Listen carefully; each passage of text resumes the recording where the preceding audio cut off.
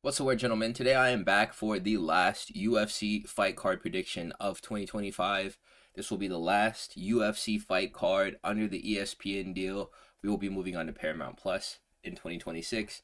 We will first be taking about a 6-week break off after December 13th, where we're going to be watching Brandon Royval fight Manel Kape for UFC Apex Fight Night 112. 112 Apex events. This is significant to me because if you've been following the channel for a little bit, you know that I actually really like the Apex and watching events here. And also because in the last 9 months, this fight has been scheduled 3 times, but has just fallen through on all occasions. First, it was for March 1st, and then I think Royval was the one who pulled out of that one. Then it was rebooked for UFC 317. Kape ended up getting hurt in a training camp, and that was the reason why Joshua Van stepped in on short notice and then won that fight. And now we're watching it as the last main event of this year. So hopefully nothing bad happens that prevents us from being able to get this fight, because it should be a banger, as most other cursed matchups are. But yeah, we have a pretty solid card outside of it, so we're going to break down every single fight from the prelims to the main card. There's no early prelims. This is an Apex fight night, so we're going to get into it right now. 12 scraps. Going through the prelims, we're going to be watching our favorite Apex legend, Neil Magny, fight tonight. Mad disrespectful because the order that I saw on Tapology didn't even place him at the top of the prelims. But we'll break down his fight all the same. So let's talk about the first one. So first we're going to be talking about Tereza Bleda versus Jamey-Lyn Horth at women's flyweight. Tereza Bleda last fought Gabby Fernandez in 2023, and that's a pretty solid win, but she hasn't competed since then because she got an infection on her finger that persisted in her body for 30 months because it resisted antibiotics. It spread to her knee. So she's been fighting that the whole time she's been training, though, but she just hasn't been medically cleared to fight. This will be her return bout against Jamey-Lyn Horth. And Jamey-Lyn Horth is a fighter who I really want to like. Her skill set is not bad. It's just she doesn't have any degree of finishing ability, and that's even with being relatively large for a women's flyweight. It's a big girl. And she had a massive size difference in favor of her in her last fight against Vanessa Demopoulos and still just coasted to a decision. Most of the time, Jamey-Lyn Horth's fights are always going to decision, and she's not winning every single round, and there's moments of the fights or entire rounds she's just dropping to her opponent. And she's super vulnerable to wrestling offenses, and Tereza Bleda is a wrestler, and she beat Gabby Fernandez by grappling her for 3 rounds. This fight was actually supposed to happen during Buckley versus Usman, that card in August, UFC Atlanta. But Bleda was battling that infection, so it had to get moved to this time. In the UFC, we've seen Jamey-Lyn Horth get decisioned by 2 girls who wrestled her. One was Veronica Hardy, and the other one was Miranda Maverick. Each of those women are 5'3" and 5'4" respectively. Tereza Bleda is 5'9" as a grappler, so she'll be able to use her physicality to impose a wrestling game plan over Jamey-Lyn Horth. I think we're going to see Jamey-Lyn Horth crack under this offense, and she's going to be giving up a submission very early on into this fight. Her other fight in the UFC before she had to take this layoff was against Natalia Silva that she lost by decision. I think actually she got finished by a spinning back kick in the 3rd round. But those 2 fights are a much higher level of comp than Jamey-Lyn Horth has been exposed to, even if she has been more active. So I'm not very much moved by what Jamie has been able to accomplish in the time that Tereza Bleda has taken away from the sport. I think that she's going to come back like she's never left. So I will be predicting her to win via round 1 submission here. The next fight is going to be between Alan Frye and Guilherme at heavyweight. This is kind of pick 'em here. Both of these guys don't look very good. In my opinion, these are 2 heavyweights that they would have put up against guys who they were actually serious about scouting and giving contracts to on Dana White's Contender Series. I think Guilherme was actually meant to fight on this season of the Contender Series, but he just wasn't able to make it for whatever reason. Alan Frye trains out of Derek Brunson's gym. Brunson's MMA and fitness there. This fight is just going to be something to do, but these aren't blob heavyweights, so we'll at least have that going for us in terms of actually getting a fight that's worth watching. Guilherme, I didn't like his footage. It was him just slowly prodding at fat boys until they broke down across 2 rounds instead of pushing paces to get to finishes early. He has a background in karate, so he has an iCarly MMA stance. Alan Frye has footage of him getting tagged by fat dudes on the regional circuit, but at least he has a wrestling skill set, so I think he'll be free to grapple Guilherme if he is able to get on the inside and not get hit with anything big. But then again, Guilherme was landing flesh on a lot of the different fat dudes that he was fighting on the regionals and not knocking them out. I just hope that at 6'4" and 6'5" respectively, these guys can produce us an actual fight, and not 30 seconds of a banger and then 14 minutes of a garbage watch because both of these guys have gassed out in the first couple of exchanges. They seem to each be in decent shape. I'm going to pick Alan Frye getting this fight down to the ground, working for a submission that he gets early on against Guilherme. I have no expectations for this fight. I don't think that either of these dudes are going to be very good, but I'm always down to get surprised. I definitely think that the wrestling dude who's going to have a weight advantage over Guilherme Pat, who is like a hybrid 265er, 205er, and comes from a karate background, I think that Allen is going to have more success. So next we have Luana Santos versus Melissa Croden at women's bantamweight. And I was just like, I was thinking that I was going to go with Luana Santos as my first inclination here. These girls are both match made with each other because they both just recently beat Tainara Lisboa. And Luana Santos was able to out-grapple Tainara Lisboa across 2 different rounds where she got like a significant amount of control in each of them.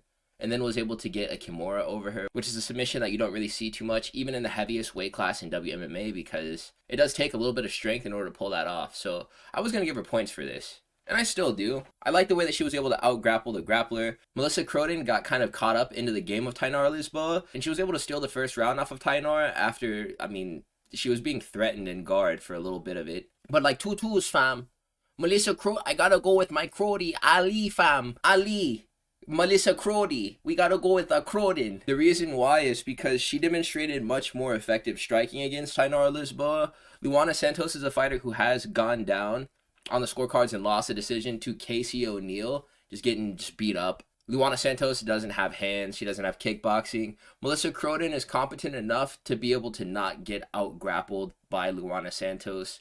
And in the stand-up, since all fights start standing, she'll be able to get out far ahead in the striking. I'm pretty confident. We've seen Luana's takedown offense prove ineffective before against other fighters. Melissa Croden did a pretty good job of shucking off those attempts early on into her fight with Tainara Lisboa.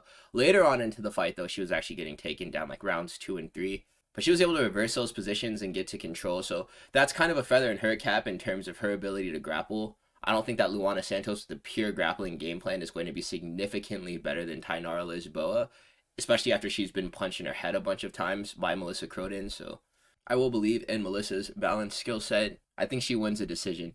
Next we have Sharaf versus Steven Asplund. So there's like a couple of ways that this could end. One that I really foresee being the most possible outcome, and that's what I'm going to select. Steven Asplund blowing Sharaf's head smooth off in the first round.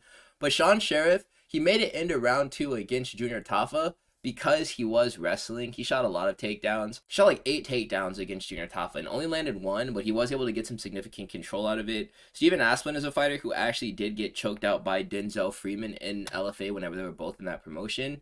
But that was like a couple years ago. So maybe he has made strides in terms of his grappling. That could be his Achilles heel. But he came out fast against the guy that he beat on the Contender Series. His name was like Garasio.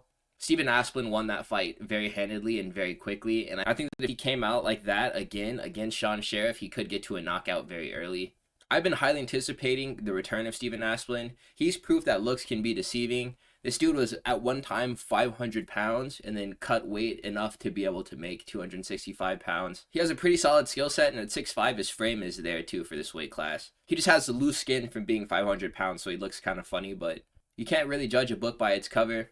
I mean, Sharaf, he doesn't really have a background in any form of grappling in terms of being a high-level wrestler, an elite jiu-jitsu guy. The only thing that he really has going for him in terms of being able to game plan to win this fight is the fact that he trains at Extreme Couture, so he would have access to high-level grapplers, good wrestlers, good jiu-jitsu dudes. But I mean, shooting 12% against Junior Tafa, who's known to have some really bad wrestling defense, isn't really doing much for me. And that guy's a small heavyweight as well, and he wasn't able to take him down.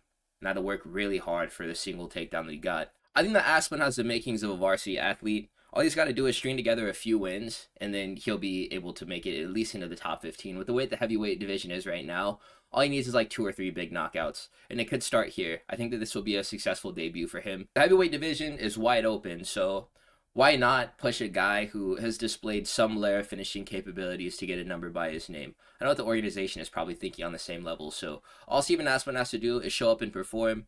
I trust him. I think that he will win this fight via round 1 KO. Stand up. Stand up. It's Neil Magny fight week, you guys. Stand up. Everyone stand up right now. Stand up.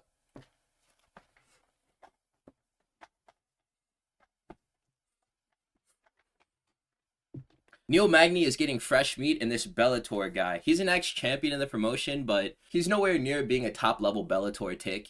And we've seen how even ex-champions in that promotion, like Patchy Mix, like Michael Chandler, like Aaron Pico, get dealt with by top 5 comp in the UFC, not even our champions. So I think that mid-level comp from this organization transitioning into the UFC is going to get absolutely farted on by guys like Neil Magny. Divisional gatekeepers who actually demonstrate a layer of skills to be able to maintain the title of being gatekeepers. Yaroslav Amasov is way in over his head here. Yaroslav's last fight in Bellator ended with him getting KO'd by a guy who has a 19-6 record. That dude moved on to fight with Thad Jean whenever PFL merged with Bellator, and he cooked him. The guy's name was Jason Jackson, who last beat Yaroslav Amasov. Aside from that, this guy's only career accolades are wins over Douglas Lima in 2021 and also Roberto Soldic in 2016. That's a guy who has a knockout over Dricus du Plessis, but that was whenever that guy was still cutting the welterweight, so it was like a weight drain, Dricus du Plessis, if you want to give him an out for that. Other than that, the only UFC level talent that he's competed with is like Eric Silva, that really hyped prospect from like 2018 that left the promotion after he turned out to be a bust. And he's amassed a 28-1 record fighting Cairns. So this dude is literally like Islam Makhachev from Wish. Neil Magny is getting an easy bag in order to fight this dude and choke him. And I think that he is going to get to some layer of a stoppage in this fight. I think he probably ends up knocking this dude out. But either way it goes, I think this is just going to be a really funny display of the difference in skill between the mid-levels of both of these organizations. The UFC is on a completely different playing field than any other MMA promotion. It's not even funny how much better the average athletes that make it to this organization are. Even in promotions that are like right under the UFC, dude. We've seen it happen so many times before where Modestas Bukauskas, Reese McKee, Mason Jones, they go on a losing streak, 2 fights, 3 fights they lose in the UFC. They go and immediately make title runs in those other promotions and become champions and notch like 4 defenses and then come back to the promotion. And it's easy. And they're stopping these fights. I think after Neil Magny finishes this dude, we're going to see Mission Passed, Respect Plus show up on the screen. And then like the little jingle from GTA San Andreas proc as well. It's going to be like, boom, no, no, no. Boom, boom. So yeah, I'm going to go with Neil Magny via round 1 TKO or even a submission, but he's going to get this man up out of there very fast.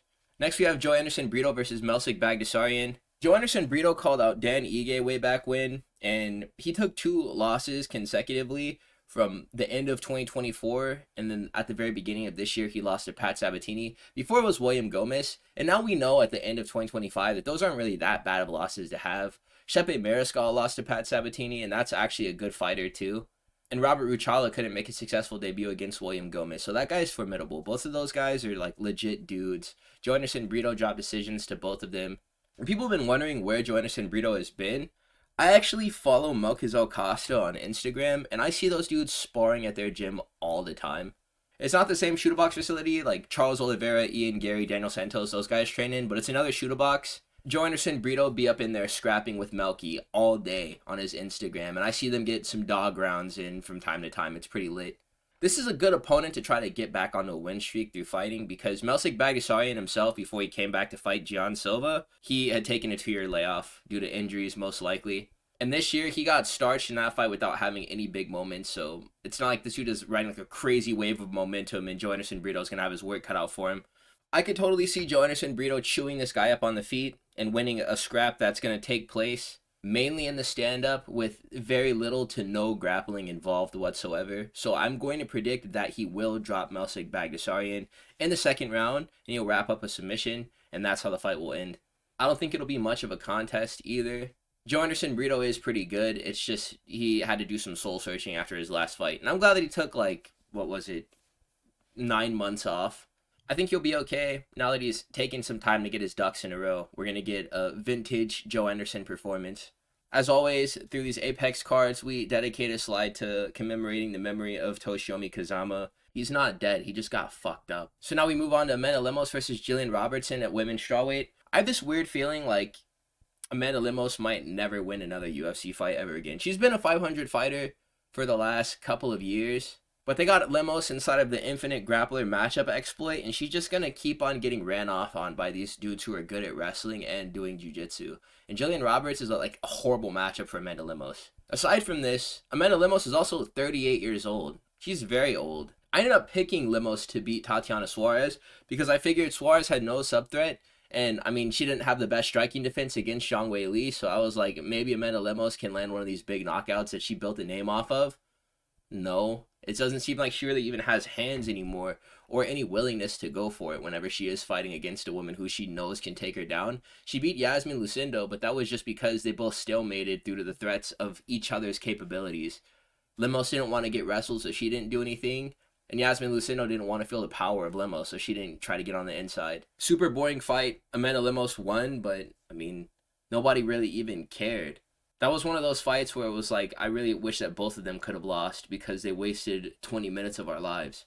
And because Jillian Roberts does have a grappling heavy skill set, I could totally see her beating Amanda Lemos' feet very easily. It's like every single top 15 women's strawweight at this point has better grappling than Amanda Lemos, so I don't know where she goes from here. Robertson has a history of retiring fighters like the Karate Hottie, like Marina Rodriguez, and she's usually one of the last people to beat other girls who end up getting cut by the organization, like Luana Pinheiro, like Poliana Viana. And she competed at flyweight before and has a win over Priscilla Cachoeira, which I think matters because that demonstrates her ability to grapple larger opponents. Aside from that, she has a win over Pierre Rodriguez too, and Pierre Rodriguez really isn't that bad at fighting, so I think that's a pretty solid victory for her. I think it's pretty safe to assert that Amanda Lemos isn't going to be producing any more scary knockout highlights, so with that, I will be picking Robertson to win via round 3 submission, bullying Amanda Lemos in the clinch, working in advance to get takedowns, getting the takedowns, searching for subs on the ground. It may take her a little bit, but I think she's going to stop Lemos. Next we have Kennedy Nzechekwu versus Marcus Buchecha. This is going to be taking place at heavyweight. I'm going to pick Kennedy Nzechekwu to knock this guy out in round 1. And it could very well be that Nzechekwu has a heel hook weakness, like most of the other division didn't know that they had until they fought Walter Walker, and that Marcus Buchecha is just going to ape this guy's strategy to get up to the top of the division and start pulling heel hooks on everyone. He has the skill set for it. But I think it's unlikely. But I will say that if the reason why Marcus Buchecha lost to Martin Buday is because that actually is one of the best 265-pound fighters on the planet, and that Buday would have done the same thing to many other fighters in this division trying to become ranked, then, I mean, I'm going to laugh, but I'll also be pretty salty about this too. I'm just overall done putting my faith in these jiu-jitsu dudes, man. Marcus Buchecha in his fight against Martin Buday, aside from not being able to wrestle this dude, had no striking, no ability to get the fight to where he'd be most comfortable in taking it, which would be stalling it out in the clinch, no double leg on this man. It seems like he almost would have been better off pulling guard in certain moments, but he didn't even go for that. He just got beat up and then gassed out immediately. This man brought like 3.5 minutes of cardio with him to Abu Dhabi to fight with Martin Buday, and then he was just completely done after his first few attempts at getting a takedown did not work. And then he tried for takedowns late and was able to trip up Martin Buday and break his posture, and then he couldn't capitalize on them. So I don't know what this guy does. If you're a jiu-jitsu man who can't choke people, like, what do you even do? I went on TikTok and I posted a short video of talking about Marcus Buchecha might be the next big thing up in this weight class, and I made myself look like a buffoon. So I'm not going to be putting myself through that again unless he gets matched made with someone who I know for a fact sucks worse than he does, and that's not Kennedy Nzechekwu. I think this is going to be a big knockout for Kennedy here, so I'm going to be calling a round 1 KO for him. Next we have Morgan Charriere versus Melquizael Costa at featherweight. Charriere, he was losing portions of his fight with Nate the Train like pretty handedly and had to lock in after 2 really sketchy rounds in order to stop that guy in the 3rd. And aside from this, he's losing to more experienced fighters as he's trying to develop his own experience through fighting, which is weird that he is still so green even though he has, 33 fights? I don't know, man. This is another one of these fighters where it's like, what do you do? His striking is okay. He has some pretty decent kickboxing. His grappling and wrestling is good enough to not get stapled to the fence, and at least to give himself a couple get-out-of-jail-free cards whenever people do try to advance through positions in taking him down. He can scramble and get back into the striking. Whenever he gets chain wrestled, he does end up getting stuck in the mud. Doesn't really have one-shot KO power or the accuracy or volume to place him in like the elite levels of all strikers in this division. So, I mean, I don't really know what the path forward for Morgan Charriere is. I think this is good matchmaking, though. I actually predicted that they should make this fight a while ago on my channel. I talked about different outside of the rankings prospect matchups that they should make in the UFC. I'd actually predicted Beksat Almakhan versus Alexander Topuria in that video too. I need to do more matchmaking stuff, man, because I just recently predicted Charles Johnson fighting with Alex Perez in the last matchmaking video that I made, and that was months and months ago. So, I mean, dude, I really do this. Costa's back, and I'm really excited for his return because this is one of my favorite fighters in the UFC. Two of my favorite fighters on the roster, Neil Magny and Melquizael Costa, are each fighting on this card, which is super hype. I'm very turned for this Apex card, dude. Melquizael Costa is a ridiculous sub artist, and he's down to bang it out too. But early on, against fighters who he knows he can grapple, he'll try to take them down, and he'll spend a whole 5 minutes doing it as well. And the Steve Garcia fight, which was the last fight that he lost before he went on, like, I think he's currently on like a 4-win streak right now. He burned out his arms and his gas tank trying to take down Steve Garcia for 5 minutes. He worked really hard to secure takedowns, which he was able to get, but Steve Garcia just didn't allow himself to get controlled, so Melquizael Costa blew 5 minutes and then comes out in the second. Steve Garcia is very aggressive. He knocks out Melquizael Costa. It happens, dude. I don't think that Morgan Charriere is going to be able to intelligently defend his transitions from the clinch into a single leg as well as Steve Garcia was able to. Melquizael Costa's weapons come in the form of the grappling, but aside from that, he has a good frame.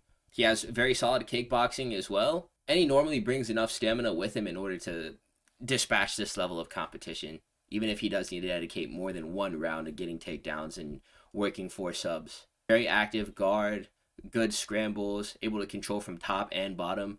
This is a very good and complete fighter who just gives us scraps, man. I don't really foresee Morgan Charriere winning this fight anywhere that it takes place. In the stand-up, I think he's going to get torched, but I think he will do well to not get grappled by Melquizael Costa early, because I think that he would get tied up and sub down there. He knows it, so he's going to try to contain this fight in the stand-up, and I think that Melquizael Costa is going to drop him off there. I think this is going to be one of those fights where Morgan Charriere is not going to be able to get going due to the takedown threat of Melquizael Costa. He's going to get caught lacking because he'll underestimate the potency of Melquizael Costa's striking. I think he's going to eat a bomb on the feet and go down, and then Melquizael Costa is going to chase, and he'll wrap up a sub down there. It wouldn't be unlike what we just saw happen in like the Chris Duncan versus Terrence McKinney fight. Man, I'm really sad about the results of the last card that we watched together. All of the boys who were in that stream, dude. I'm actually still so down bad over what we just all watched, man. UFC 323 broke my heart, man. I'm not even like the biggest Jan fan either, so that didn't even make me feel better to watch him win the main event too, bro. Like, genuinely, like, I'm just sad, bro. Like, I almost forgot to. Cut. Next, we have the featured fight, which is Cesar Almeida versus Cesary Oleksiejczuk. We have this fight taking place at middleweight. Cesary, he won his fight on Dana White's Contender Series in like the first minute, and it was a performance so beautiful that it moved both me and Mikhail Oleksiejczuk to tears. Cesar Almeida is off one of the greatest KO highlights of 2025 on the first card of the year. Now he's fighting on the last card of the year. I went through the record of Cesary Oleksiejczuk to see if he was at all like Mikhail in the sense that he's either finishing or losing fights in the first round, and it is that way, man. They both have that crazy crash out gene where they either win emphatically or just get dubbed on in the first 5 minutes. It's super funny. Aside from like 2 decisions that this man has on his pro record, all of his other losses in amateurs and in the pros have come by some way of finish in the first round, be it a submission or them just getting knocked out. Cesar Almeida is a fighter who has an extensive background in glory kickboxing.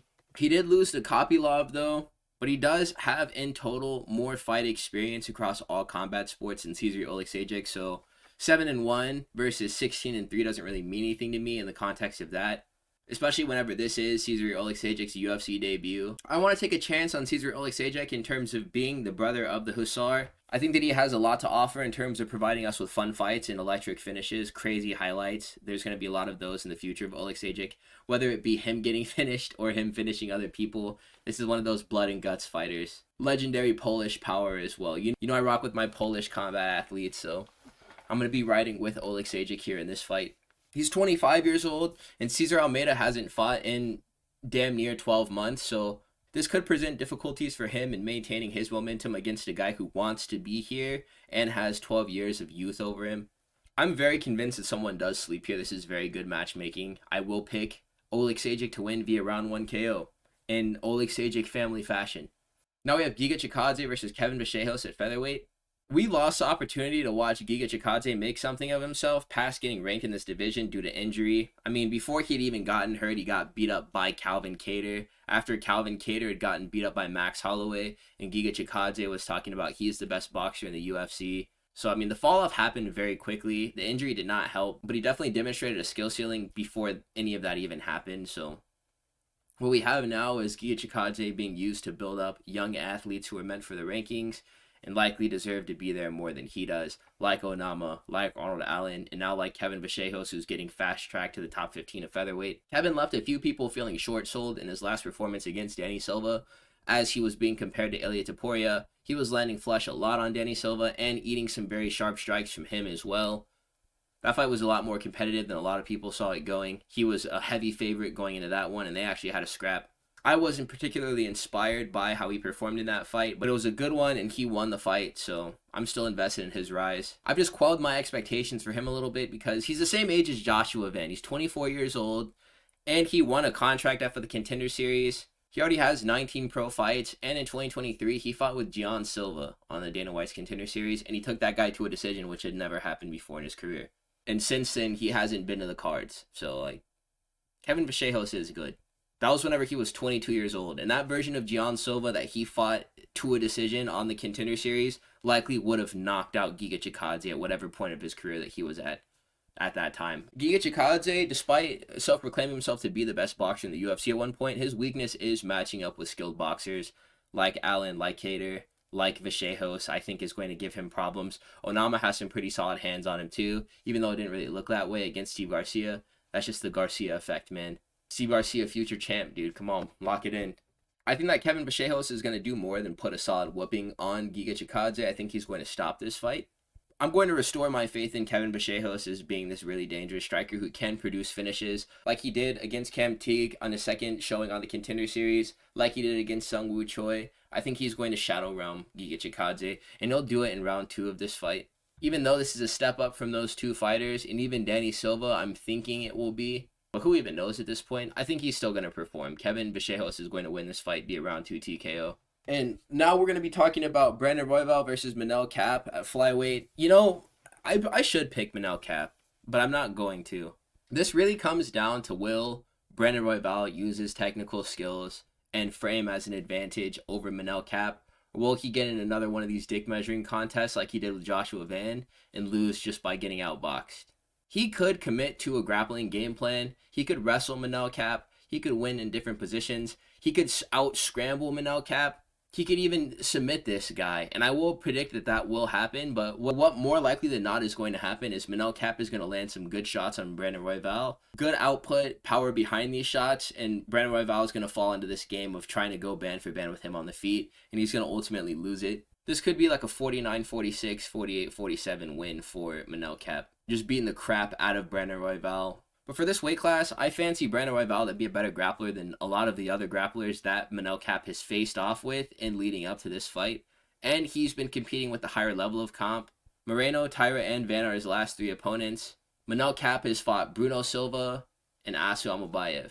And before then, he got beat by Muhammad Makayev, who just wrestled him. So that's a clear path to victory here. Brandon Royval can come out with a grappling heavy approach. He can get this done. But will he? That's the question. Will he do it? It was really frustrating to see how little Brandon Royval attempted to grapple with Joshua Van in their fight. I get that he had suffered a knee injury early into that one, but from what I remember, the same thing had happened to him against Brandon Moreno, and he still committed to some level of trying to get takedowns and actually did get some level of control against Brandon Moreno in that fight. Van versus Royval didn't hit the ground once before he was dropped and then sold the fight at the very end, which he definitely could have played his cards a little bit better, I'm thinking. And I hope that he does learn from his mistake and just trying to prove that he is like the best boxer in the UFC, baby.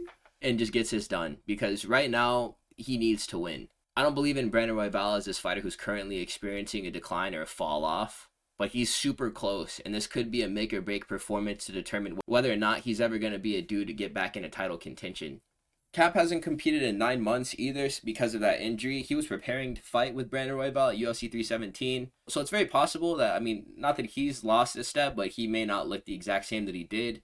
And in his fight against Asu Amabayev anyways, that TKO was brought on by an eye poke that the ref didn't see.